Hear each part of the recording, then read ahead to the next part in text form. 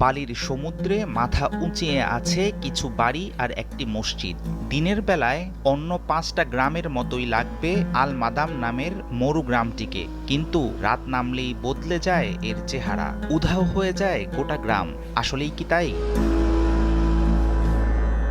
রহস্যময় এক গ্রাম আল madame. Dubai থেকে ঘণ্টাখানেকের পথ। শারজাহ সীমানা লাগোয়া এই জনশূন্য গ্রামে রয়েছে কয়েকটি বাড়ি।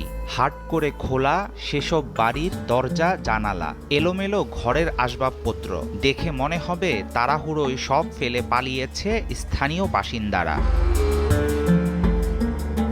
গ্রামটি নাকি রাতে উধাও হয়ে যায়, আবার সূর্যের আলো ফুটতেই দেখা দেয়। আল মাদামের এই ভুতুড়ে চরিত্রের খবর চাউর হতেই বিজ্ঞানীরা নামেন গবেষণায়। জানতে পারেন কোনো এক সময় গ্রামে ঘটেছিল সংক্রামক রোগের মহামারী। গ্রামের ধারে কাছে আসারও সাহস হতো না কারো।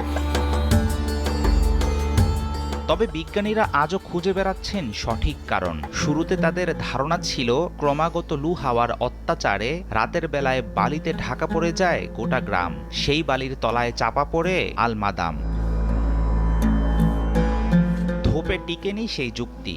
রাতে বালিতে চাপা পড়ে গেলেও দিনের বেলা কিভাবে এত দ্রুত সরে যায় বালি, এই প্রশ্ন ছিল সবারই। কেউ বলেন রাতের আধারে গ্রামটিকে অদৃশ্য মনে হওয়াটা আসলে দৃষ্টিভ্রম।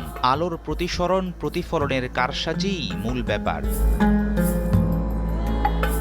অমীমাংসিত রহস্য নিয়ে মরুর বুকে টিকে আছে যাযাবর বেদুইনদের জন্য নির্মিত ভুতুড়ে গ্রাম আল মাদাম। স্থানীয়দের দাবি 1970 সালের আশেপাশে এই গ্রামটির সৃষ্টি। ছিল আল কুতবি সম্প্রদায়ের বাস। আল মাদামের রহস্যময় চরিত্র আকৃষ্ট করে রোমাঞ্চপ্রিয় পর্যটকদের। কেউ আবার ছুটে আসেন রহস্য উদ্ঘাটনের নেশায়। একদিন নিশ্চয়ই খুলবে রহস্যের জট। তখন হয়তো জানা যাবে আসলে কিভাবে হারিয়ে যায় রাতের আল মাদাম। হাফিজুল ইসলাম, যমুনা টিভি।